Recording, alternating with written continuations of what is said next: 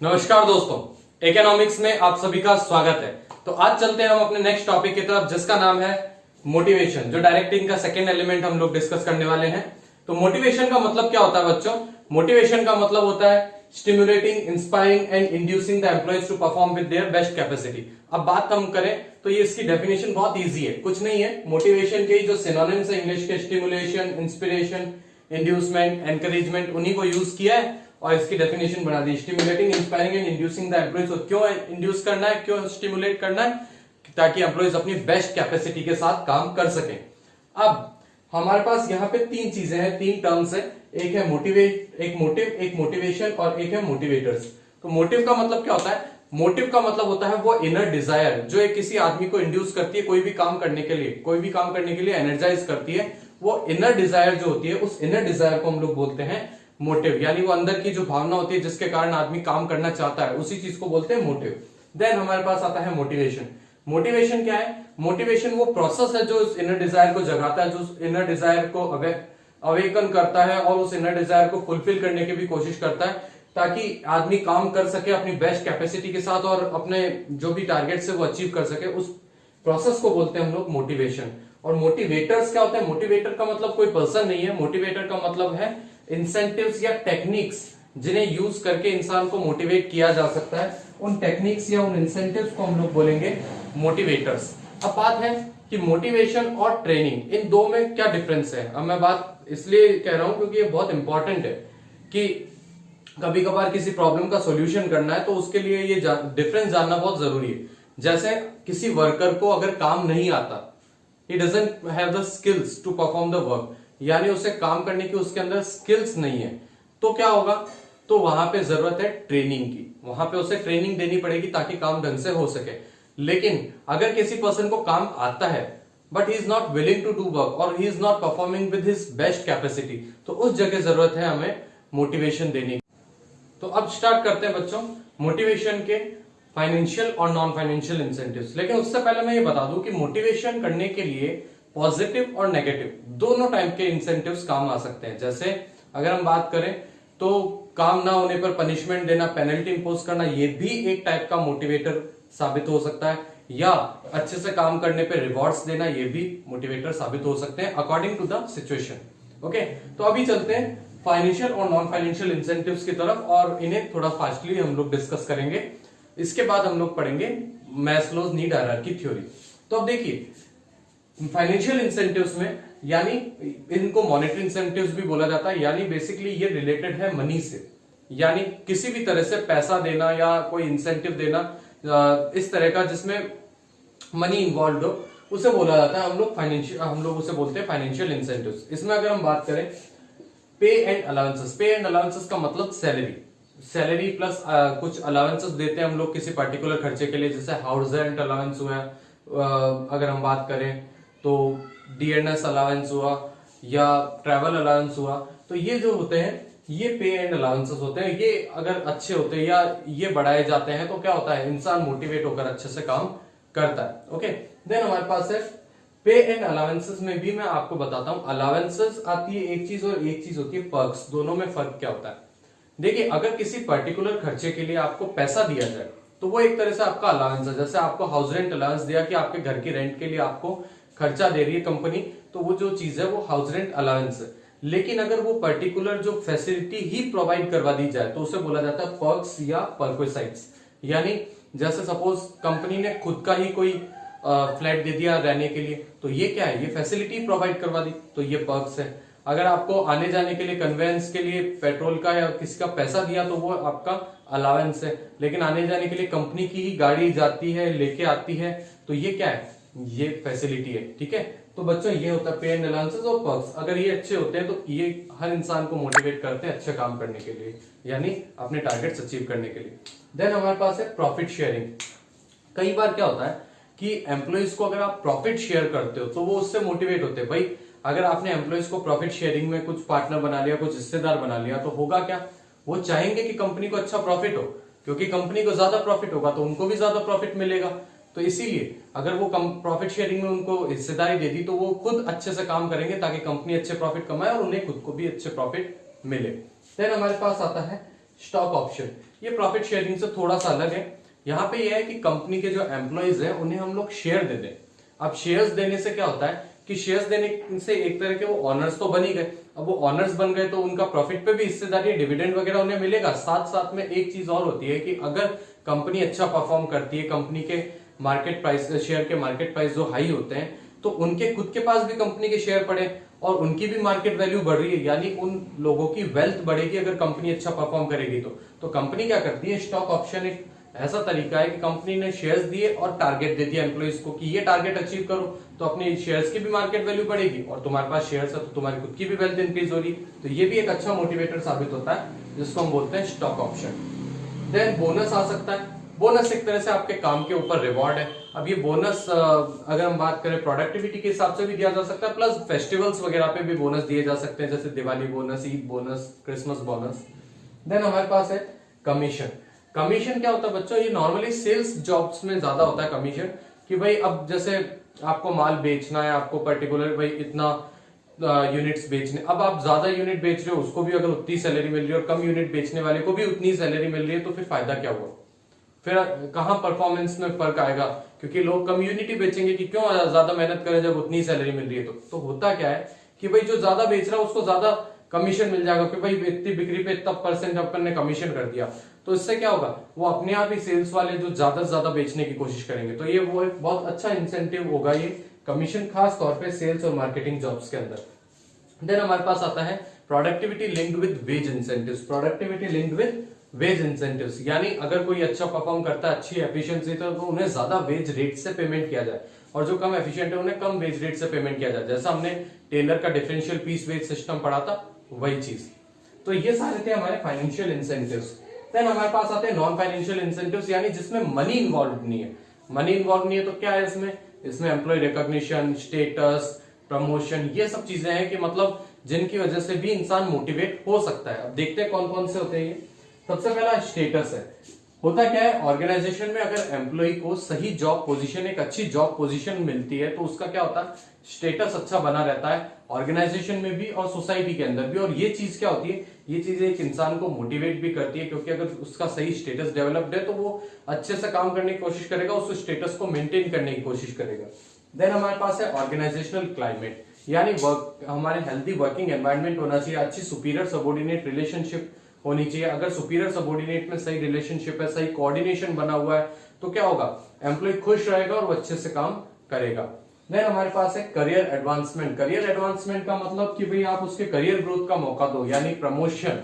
अगर आप उसे प्रमोट करते हो, हालांकि जो प्रमोशन है वो हम दोनों ही तरह से मान सकते हैं, वो एक तरह का फाइनेंशियल और नॉन फाइनेंशियल इंसेंटिव का कॉम्बिनेशन है। कैसे है कि भाई प्रमोशन होता है तो उसकी जॉब पोजीशन तो बढ़ ऊपर होती ही है, साथ साथ में क्या होता है, उसकी तनख्वाह भी, सैलरी वगैरह भी बढ़ती है, तो वो तो दोनों का ही मिक्सचर है। तो इसमें प्रमोशन के हिसाब, अगर प्रमोशन का भी लालच हो तो एम्प्लॉइज अच्छे से काम करते हैं। देन हमारे पास है चैलेंजिंग जॉब्स। कई बार क्या होता है, कुछ एम्प्लॉइज इस तरह के भी होते हैं जो एक रिपीटेड काम में उनको मजा नहीं आता, रिपीटेड काम कर करके वो बोर हो जाते हैं। तो आप अगर चैलेंजिंग जॉब देते हो, तो कोई अच्छा एक नया टास्क देते हो, कुछ चैलेंजिंग है कि बस हाँ ये आप कर सकते हो, तो वो क्या होता है, उनमें ये फीलिंग होती है कि एक मुश्किल काम के लिए मुझ पे ट्रस्ट किया है, तो वो क्या होगा, वो उस काम को अच्छे से अच्छा करने की कोशिश करेंगे। और एक चैलेंजिंग जॉब होती है तो नए एम्प्लॉइज होते हैं या कुछ इस तरह के एम्प्लॉइज होते हैं, तो उन्हें मजा भी आता है कि एक अच्छा नया काम कर रहे हैं और उसे अच्छे से करके दिखा रहे हैं। तो ये भी एक अच्छा स्ट्रॉन्ग मोटिवेटर हो सकता है कई एम्प्लॉइज के लिए, चैलेंजिंग जॉब। देन हमारे पास होता है एम्प्लॉय रिकॉग्निशन, यानी एम्प्लॉइज का जो काम है उस काम को हम रिकॉग्नाइज करें, उस काम की तारीफ करें, इस चीज को बोलते हैं एम्प्लॉय रिकॉग्निशन। अब एम्प्लॉइज के बीच में, अब बात यह है, इसमें एक ही तरीका है जो मैंने आपको पहले भी बताया था कि अगर आपको तारीफ करनी हो तो 10 लोगों के बीच में करो, यानी सभी एम्प्लॉइज के बीच में करो। लेकिन अगर आपको उसकी कुछ नेगेटिव पॉइंट्स बताने हो, उसे स्कोल्ड करना हो, तो आप अपने ऑफिस में, कैबिन में बुलाकर उसे उसके नेगेटिव पॉइंट्स बताओ। ये अगर ऐसा होता है तो ये बहुत स्ट्रॉन्ग मोटिवेटर साबित होता है एम्प्लॉय रिकॉग्निशन। देन हमारे पास है जॉब सिक्योरिटी।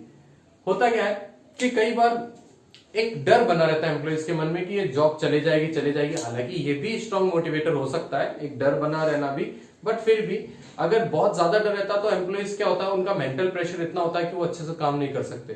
तो अगर एक जॉब सिक्योरिटी हो एम्प्लॉय को, कि मतलब छोटी छोटी बातों पर अपने एम्प्लॉयज को नहीं निकालना, उन्हें वार्निंग देकर छोड़ देना या फिर उन्हें सिखाना है कि भाई किस तरह से आगे काम करें, तो जॉब सिक्योरिटी की जब फीलिंग होती है तो एम्प्लॉय बहुत अच्छे से काम करना शुरू करता है। लेकिन जॉब सिक्योरिटी में भी एक कंडीशन है। जॉब सिक्योरिटी में क्या है कि जॉब सिक्योरिटी दो विद सम कंडीशन, कुछ कंडीशन अप्लाई करके जॉब सिक्योरिटी दो। मियर job security is not of any use, यानी आपने सिर्फ जॉब सिक्योरिटी दे दी और कोई भी कंडीशन नहीं लगाई कि भाई आप, तो क्या होगा, एम्प्लॉइज को डर ही नहीं है कि हमें जॉब से तो निकाल नहीं सकते, तो वो कई बार काम ही नहीं करेंगे।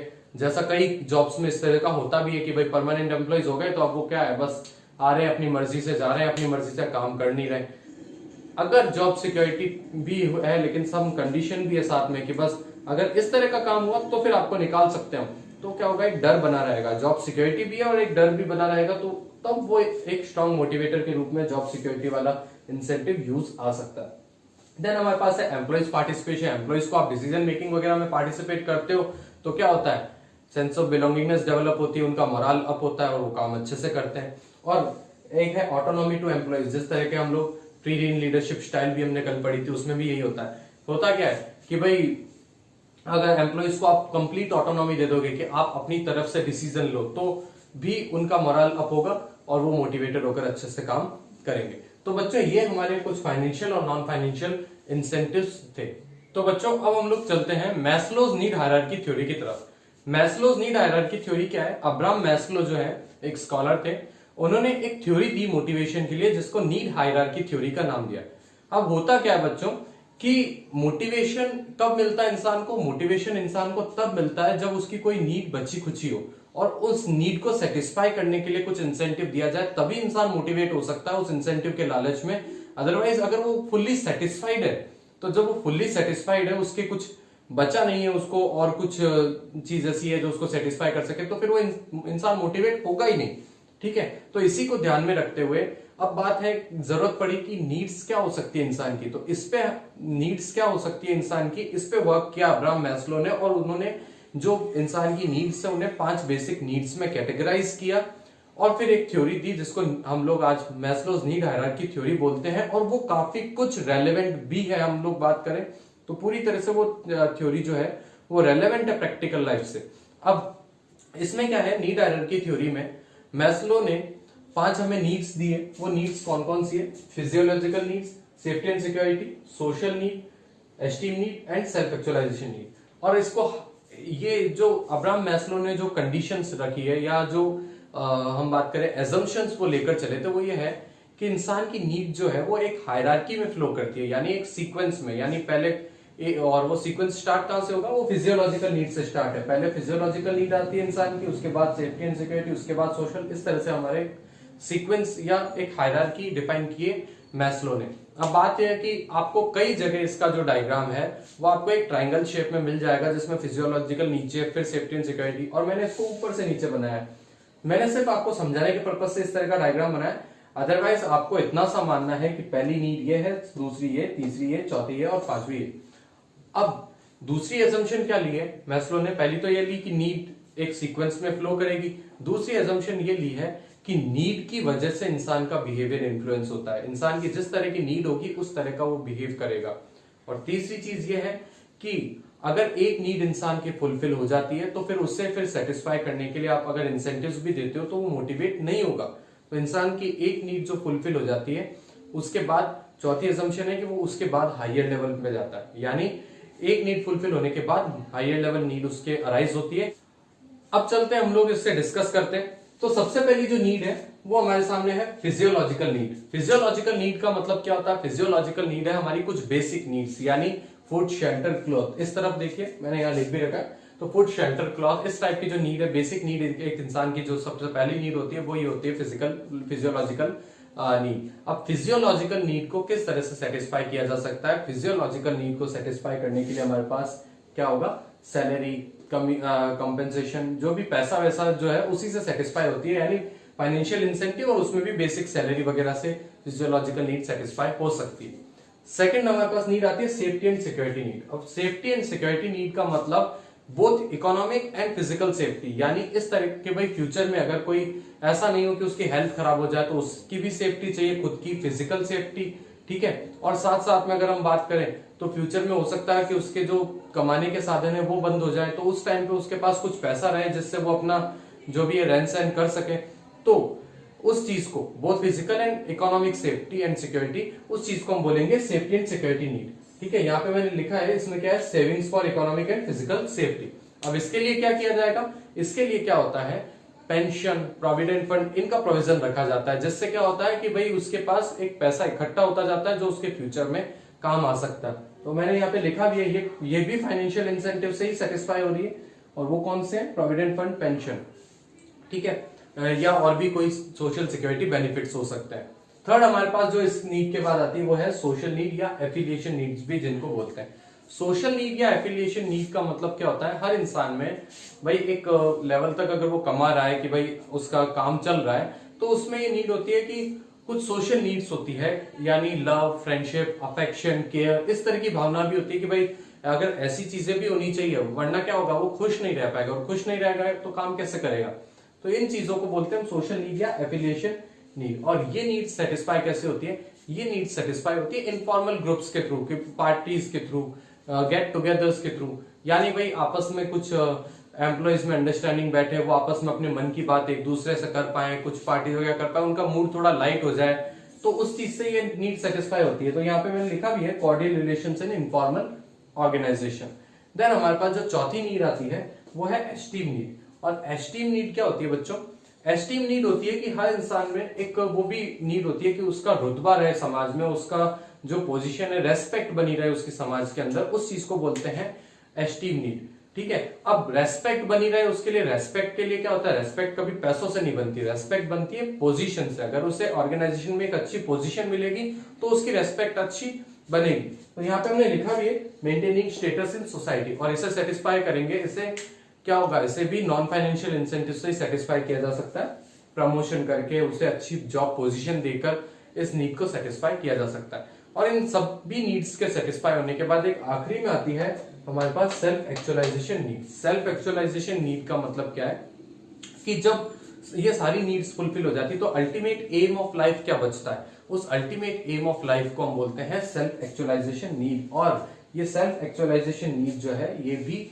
हमारी फाइनल गोल अचीव करने से ही पूरी हो सकती है, ये नॉन फाइनेंशियल इंसेंटिव से, फाइनेंशियल इंसेंटिव से सेटिस्फाई नहीं हो सकती। जैसे एक फौजी के लिए एक एम होता है कि हाँ मैं मरते दम तक अपने देश की सेवा करूं, तो अगर वो शहीद हो जाता है तो उसकी सेल्फ एक्चुअलाइजेशन नीड पूरी होती है कि हाँ जब तक वो जिया तब तक उसने अपने देश की सेवा की। तो ये चीज होती है सेल्फ एक्चुअलाइजेशन नीड। तो आई होप ये सभी आपको समझ में आ गया होगा। और आज के वीडियो में बस इतना ही। कल हम लोग चलेंगे नए टॉपिक की तरफ जिसका नाम है कम्युनिकेशन। तो आज का वीडियो कैसा लगा, अगर अच्छा लगा हो तो लाइक कीजिए, चैनल को सब्सक्राइब कीजिए और बेल आइकन को भी प्रेस कर दीजिए। Thank you.